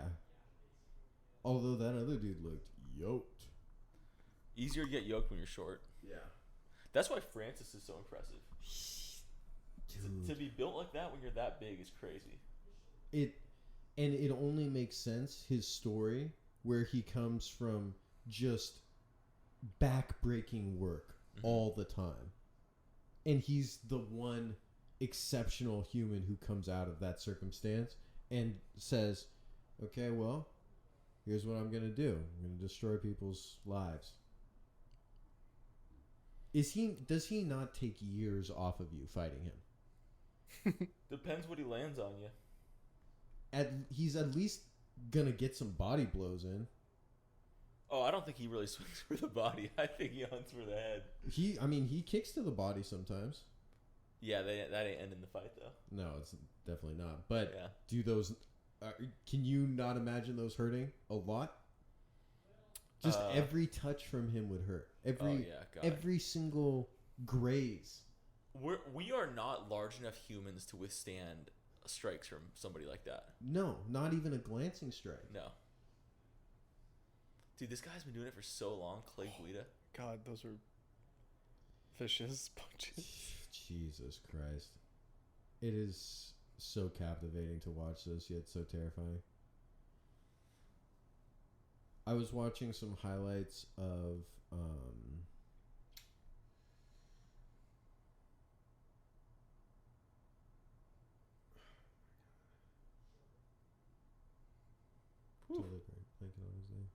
Are they fast forwarding this, or is this the regular this is speed? Their real speed. Jesus. Isn't that Michael Johnson? I think so. He's been in it for a while too. He's been in it. But dude, this guy, I think Clay Guida's like 40. Yo, is that Russell Brand? Caveman. He does literally look like a caveman. That Yeah, he does. is- oh, Speaking of cavemen. Oh, stop! How What? dare you? He How does dare I kind what? of look like a caveman. Yeah, wait, how dare I? I wasn't implying anything. Oh, You just. what were you implying? I was just implying he's a savage on the field. Oh, as a savage. And he's- I thought because I looked at Clay Guida, it was purely just a look at his face. He looks like he comes from the Stone Ages. He does. He And totally Yeah, he then does. you said Marshawn. I was like, hey, but then now I'm the racist. This is great. Watch out. Life is. That's how it works. Life is pretty terrible sometimes. Oh man, can I rant about racism and how I just think that right now, Wait. Are we gonna get to the Jewish question tonight? Oh, probably Jesus Christ, why Where did did you you say encounter, that? where did you first encounter that concept? I don't know. On one of the Insidious YouTube channels. You did encounter it on YouTube somewhere? Yeah. Oh, okay. Yeah. Do Where have did you any encounter it? Do you have any idea what channel it was at this point? It might have been Molyneux. It might have been Molyneux. Because he's not really a proponent of it. Okay, maybe it's not. I don't know. Yeah. No, maybe not a proponent, but I think he always asked the question like why. He always asked the question of like IQ and Jews, and he's always into that like that realm. And then I think maybe that launched me to something else. Oh, okay. But is he not in that realm? He's not anti. He's not a JQ advocate. No. But the JQ is not The JQ anti. has come to stand for something, but originally it's just a question. Yeah, Like it's not how- anti-J. Yeah, it's like, why is it that these Is it? people are oftentimes exceptional when they get tested? Oh, that's news to me. I thought it was like, do you think their influence is insidious or something? Well, like yeah, that? that's what I think. That's what it's been That's what it developed into. like, developed into Yeah. in the dark web, which is, something that people. Oh, so you're saying Hillary there people have was said. there was a non-value judgment, just a purely descriptive question. Just That trying to predates- figure Yeah, like- out, like, Oh, okay. yeah, I didn't know Why that. so many Jews who are the producers of big time shows, all this stuff, Mhm. and so, but it does raise a question. Like all that stuff is stuff that we are taking in as main pieces of culture and society, like the Academy, like Yeah. Hollywood. All that stuff is dominated by the J. I think it's also just kind of like what we were talking about earlier. Like, these are fun things to look at and to think about, but we're just in the infancy of understanding any of that nonsense. And so to be able to like draw conclusions from it, or to create policy, or to do anything like that, that's why it's interesting. Like, I kind of like guys like Stefan Molyneux, like, ask questions, figure shit out. That's awesome and cool, But the problem is when and if that gets implemented into any sort of like legislation, which confusingly enough, oftentimes is done by Democrats. Well, it's not confusing, but It's not confusing for us, but is it not confusing for if you were to look at just like the history. not necessarily the history, because the history is dark as fuck. Well, you go way back, it's dark. Yeah, but last 20 years. last 20 years is pretty bad too. Wait, was there a period where it's not dark? No. but there was never going to be a time where you were But going to there say was a- any there was a- political party had no darkness. There was a time, there was a time where they had very little to do. They could do very little, and they did do very little. They were farmers. They rode in on horseback once in a while to vote on a couple things. They got the fuck out of there. Those are Republicans, baby. The Republicans of Jefferson's age. They're going to Mar-a-Lago now. Oh, It's all good, shifted. fun question. How much do you guys think it costs to join Mar-a-Lago? I learned this I think I heard this. Like, On shop, on Shab, yeah. Is it- 250 or 200? isn't it a mill? 200K. Oh, 200K. Okay. Yeah. Can you imagine dropping 200? So you listen to that podcast as well, I haven't finished it, but I'm Okay. deep into it. Yeah, dude. Fucking 200K to join a club? That's crazy. unbelievable. Dude, what are they doing to DT, by the way? Are they just Oh my are they stripping him Can of I- all privileges? I Of don't all know, but you presidential know that privileges? They're coming for him. God, they're coming for him. See, this is why I always rooted for him, because Yeah. everyone goes for him. Yeah, God. Okay, I mean, they're Kurt, gonna try to answer. They're gonna try to make him bankrupt. They're gonna try to. Put They're him gonna try in to do prison. everything. They're gonna try to do everything. Yeah. I always root for the little guy, and it's just it's always been in me. I think we talked about another thing where we discussed this. Maybe. Okay. I can't remember. Okay, respond to this. Okay, say something else. Okay. My theory that I know you guys are not going to agree with, and this is not going to be popular You think he's a here, but I grifter? want to throw it out there. Well, first of all, for sure, grifter. But which salute mad salute to the grift. I'm a fan of the grift. Okay, so anyway, It's a free that wasn't society. my point. Free society. My point, free society. My point is that I think that he, like we were saying, is a grifter, and that he is actually a Democrat plant, bro. No. Yes, and it's too. And I know you guys aren't gonna like this, but it's too. It jives too well with how the events go. And here's my prediction, so that I can put some skin in the game as far as like what happens forward. Is that you guys just said that they're gonna come for him for a lot of things, right? I predict that he will face absolutely no penalties from anyone over any of this stuff, and that he will continue to live his life. And I predict that, even though I know that they, like you were saying, they will come for him. I think that is all for show. This whole thing was for show. And the reason I think that is because if you look at things, like what are the things that we really appreciated, or at least I really appreciated about the idea of the Trump regime, is I appreciated the idea that he was counter to the establishment bureaucracy, and that he was going to maybe do things like pardon Assange or pardon Snowden, or Not starting any wars. not start any new wars. But I would challenge you there. Expose because the Syria, news. Expose the news. Expose China. Expose the election. Expose kind of, except for he exposed. Did you hear the Syria thing on Trump though? What serious thing? So the Syria thing started when Obama was in office. You guys are disrupting my rant. But yes. Okay, go ahead. Okay. You can what? finish your rant. No. But if you build up so many things that we disagree with, then it becomes hard to take them. It becomes hard to take them all down. It does. Yeah. It does. That's part of the greatness of the rant. But okay, so let's talk about this then. What were you saying? Wait, can I respond?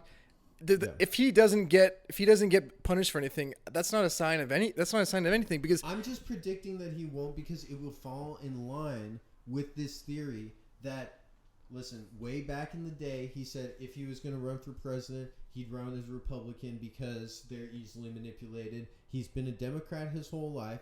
Now the Democrats needed somebody who they could, even in a booming economy, even in all the shit, it took a fucking pandemic to fucking go ahead and get this dude out of office. And it not only took the pandemic, but it took the specific response to fucking cripple the economy to get him out of office. Wait, And but then Kurt. they barely, Sorry, go ahead. and then they barely got him out of office, and the whole reason this happened was because it was fucking rigged the whole time. Now, I say that because I thought, now maybe you'll tell me I'm wrong about Syria, but I thought that they went into Syria, that they started really, cracking down on ISIS, and that's how we fucking killed ISIS. Come to find out in a few years, I'm sure that we armed some other far more ruthless group who now fucking slits throats of who knows who all the time. But here's the thing. You said Give that me a 10 on that rant. it was a nice rant. It was a nice rant. But you said, but he was, even though he said he was a Democrat, his views haven't changed. If you go back and he's saying the same things, and this He is was the same talking thing about that shit, that NATO shit in like the 80s. in the 80s. It's the same thing that happened to us. He didn't leave the Democratic Party. It left him. It left him. And he has the exact same views that he just happened to be now in the lap of the Republican Party, which we all are. But I would here's the argue thing. you are too. Here's the thing, then. Controlling immigration was not a controversial thing for the Democrats to believe in the 90s. No, it's not. Yes, border security was not. Yeah. Like the It was fact that we it was don't seen want. as like a nonpartisan thing. I think, and it's crazy. I don't know when this changed really. Like when Obama came in, is that when it changed? Before I left for the Navy, it wasn't like this. That's a good question. I do think we kind of underestimate how much changed while Obama was in office. Nothing changed. Everything from Reagan to Trump has not changed. We're What the hell are you talking about? No. Like the culture, Yeah, culturally. the culture of the United States. in the culture. Oh. Yeah, like all Culture- the but like even the culture, BLM you and all could that stuff. say Since the The word 80s? privilege, at least in its current meaning, wasn't even in people's vocabulary. The 90s was just the freest place in the was. history of the known universe. It was pretty free. 90s Seattle, Washington. The was culture free- was like the X Games and the Warp Tour. Yeah, exactly. Mountain Dew. It was so great. Mountain Dew. Are we exactly. just nostalgic of those times because we were young? I don't think so. know. Maybe. Those times kicked ass, bro. Yeah. They're great. I kind of want to see Michael Johnson knock Guida out. Michael Johnson looks looser. He looks way longer.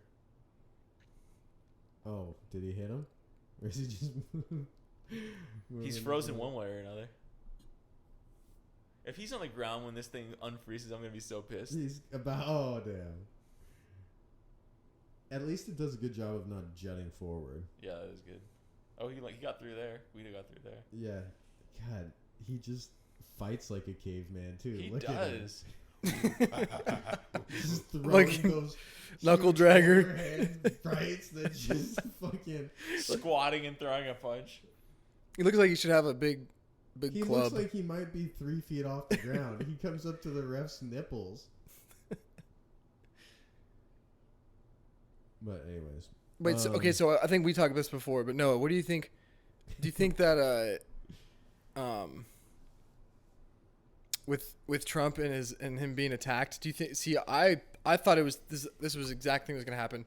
Once he was out, they're gonna need a place for all their hatred, and now they're just targeting the whole Republican Party as a whole. Have you noticed this? I think it's not necessarily the Republican Party as a whole. I think it's more like Like the Senate. No. I think that what they're really ramping up is the quote unquote domestic war on terror, and it's like Trump's more Radical. radical, less urbanized, less culturally sensible followers. You know, it's like they want to go after the MAGA hat wearing, AR-15 owning. Yeah. Speaking of that, can I repeat something we were talking about earlier where, not on this, but earlier in the day, about how interesting it is, the difference between people who, in a lot of cases, either didn't give a fuck or even excused violence against businesses, be them small and large. Mm-hmm. A lot of large, I don't have as big of a problem with that, but small too. And I still don't endorse it even with I large. still don't endorse it with Yeah. large, but whatever. It's way different attacking a target than it is attacking a small business. Yeah. A small business attack is insidious, Yeah. and to allow that, but then to turn around and say that these people who stormed somewhat aggressively, Ooh, he got a takedown. they did somewhat aggressively, the Capitol building, in which we all would say, in one form or another, there is great atrocities committed regularly. At least they're every actually decade. they're taking our money. They are taking our money and they are committing atrocities with it, overseas and domestically. Ooh, Mike's rip again, bro. Oh god. God, you sorry. nasty. I'm sorry. I haven't What smelled am like I you just supposed to? talking. What am I supposed to? I don't know. No, keep farting. We like that. Just wave. We just go out and wave the door when we're gonna do it. No, it's you gotta inhale that. Oh, he's gonna go take a dump. Okay, so isn't it interesting that there's a contrast between the people that would call those people terrorists, but those other people protesters?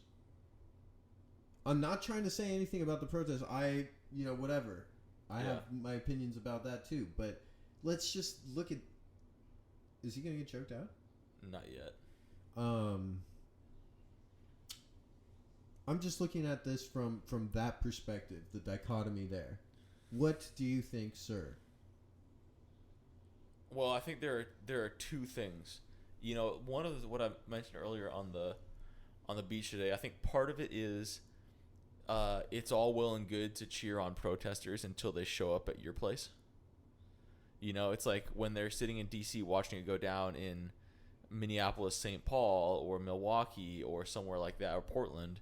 It's just like, you know, whatever. It's no skin off my nose. I'm 3,000 miles away. Facts. And then it shows up. It shows up at the building where you work, and it's like, oh fuck, maybe These I'm not guys so are cool. terrorists. Yeah. Yeah, that's part of it. But the other part of it too is, I think that it's there is a partisan element to it as well, because I don't think that conservatives. I think if there were like MAGA bros doing the raiding the cities and burning down buildings like we saw, They would call them terrorists. oh my god, yes. Yeah, you're right. You're right. So it's a partisan element, but it's still bullshit. Yeah. One way or another. Yeah. You may.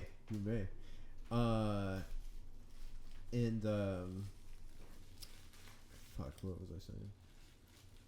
I forget. But oh yeah, It's the ridiculous. the bureaucracy. Oh, what were you gonna say? No, I was gonna. The bureaucracy, the bureaucracy behind this, where they don't give a fuck. The politicians, anyone who thinks that any of those politicians, maybe except for Rand Paul, bless him. Bless Rand Paul, bless Thomas Massey. Thomas Massey as well, apparently. Bless Lindsey Graham. Oh, no more blessings to be had. Sorry, Lindsey Graham, you're out. Besides a very Tulsi Gabbard, Bless Tulsi. bless her. Bless Mitch. Stop. Keep eating your burger. Okay, so bless a few, but for the most part, they don't give a flying fuck about anybody but themselves and their fucking sphere of influence. Yeah. And so, like you said, their response was predictable. They responded to this very mild, aggressive act in which only the other participants were injured or killed. And they respond to that by saying it's terrorism, whereas cops are being shot and fucking places are being raided, and that's, you know, that's just part of everyday life. Mm-hmm. It doesn't surprise me for the politicians to do it, but for all the normal people, How can we be so influenced, is what you're saying, by the politicians? How can we be so fooled? I heard so many people say, oh gosh, I never want to see what happened in Washington happen. You never want to see Americans who are dissatisfied with their government go and make a march? let them take arms. I mean, yeah, I don't think violence is the way either, obviously. I'm big anti-war. But at the same time, like, if there was violence that was necessary, it's against the government. Yeah. That's Look, always the case. If there Let me is say somebody who you can justify violence against, it's the people that take your money by force. Take your money by The tree, force. the tree of liberty, must be refreshed from time to time with the blood of Bureaucrats. patriots and tyrants. Yeah. It is its natural manure. Oh, damn. Was that Jefferson? I don't remember the manure part. Is that part of it? Mm-hmm. Oh wow. Is it Jefferson? Yeah. Bless you. Bless Thomas Jefferson. It is, though. That's so true. Maybe not literally blood, but Yeah. violence at least a little bit. A little bit of violence. I think that it may come to that at some point. And it's not pleasant. It's not something I wish for. But at the same time, we cannot be afraid of that. I think, oh, he got rocked. Dude, Guido got in there, man. He got in there. 39 years old. These UFC fights always go opposite of what I think they're good. It's like almost every single time. Well, Johnson beat him up a little bit too. That was just a nice shot. Johnson definitely. I mean, Guido's bleeding. Johnson definitely got through there. Who's winning the fight so far? I mean, it's I hard probably to got say. Guido. I got Guido 10-9 round one. Okay. I mean, that's maybe fair. I think I got Johnson 10-9. Guido took him down too. That's, I don't even remember that. See, I'm not watching close enough. You don't Or he remember took him Guido down taking again. him down? Oh no, I remember. Noah even said he took him down. I remember that. Is this a point for Guido or Johnson? It's a takedown for Guida. Okay. Yeah. Looks like he's in a bad spot. He knows what he's doing. I feel like he can get that headlock. Looks right like he's a big wrestling proponent. Doesn't look like a lot of jujitsu or anything on the ground. Looks like a lot of, I'm going to hold your fucking ass here and make you really hard to get up. Do you get points for how long it is? No, but he's just making him tired. Michael Johnson's long and athletic. Like, he's a burst athlete. Fast twitch fibers. Do you think that... I mean, I'm sure he's got great conditioning, too. He just got up. I was in the bag today. Oh, yeah? Dude, after 20 seconds, I was Gassed. exhausted. I can't even imagine how these guys do it. It's unbelievable training. And not just UFC fighting, but also like boxing. That's almost like... Because what did they go? They go 10 rounds? 12? 10. Oh, might be 12, yeah. Depends. 12 3-minute rounds. So much moving. Even when you're not moving, you're always tense on alert. And it's like, dude, that'd be I don't know why they do an even number because it makes it easier to have a draw. Yeah. You'd think like 11 would be better. Maybe some commissions do 11. Maybe. I feel like I've only ever seen even numbers in boxing though. I feel the same way, yeah. Wait, no. Are you guys going to watch Fury Joshua? Oh God, is there a date set for that? I thought, wasn't that what they were talking about on that fucking Shaw Rogan podcast? Tyson I don't Fury. Can you guys do a Tyson Fury accent? No, I can't. He's got like a strange British accent, right? What do you want to say in his accent? What do I want to say? Yeah. What do you mean? Oh, like What's the sentence you want to hear in a Fury? no, I don't know. Actually, that's actually what I'm trying to think of right now. Just like, talk what about- would make would it he sound? say? I'm trying to remember something I've heard. Actually, I've been training quite a bit. Yeah, that's not bad. That's not bad. It's not me opinion. It's what me scriptures tell me. Yeah, he's really religious, huh? Yeah. It's not me prescription, Joe Rogan. I didn't think I'll be on here. He kind of sounds slow a little bit, right? I think he's so. pretty sharp. He's really sharp. Yeah. No, I think the British accent is getting you guys. Maybe. If you can see through that. It's the I don't. can think see I the slowness. I definitely can't see through it. Those guys speak so eloquently. Yeah, they do. I think Even he the is- bumpkin. I think he's smart. Bisping speaks so well. And he's like a bumpkin too. He's a fucking He's- nub over there. Yeah. Bisping is a bumpkin. That's why when you hear But again, I don't think Bisping is probably that dumb. You know, you have to be kind of to learn all the ins and outs of the fight game and to avoid getting finished by these killers. Like, you got to be able to break down a pretty complicated puzzle in your head. Yeah. on the fly, Yeah. like if you're live. I've noticed that there are certain things, and oftentimes they're physical things, that certain men excel at. I think because they, from a young age, practice those movements almost exclusively. It's that way, right? There's a few freak It's athletes. not my opinion. It's what me scriptures tell me. When did you think Tyson Fury started boxing? Probably like 10 years old. When he was a wee lad. Me dad taught me when I was no higher than waist 9 years old. Me dad taught me boxing. I've been boxing my whole life. Maybe we're not. Are we good at this? I'm not good at it. I'm not good at it. How was I know. that? I don't think you're very good at it either. Dang. I don't think But so either. But you might be the best out of us three, Definitely which isn't saying possible. much. I'm definitely Gotta the work on worst. Let's hear your Tyson Fury. Do you guys have any accents you can do well? That's a better question. Lopanella? Is that how Lupanella talks? Lopanella. Hey, Lopanella.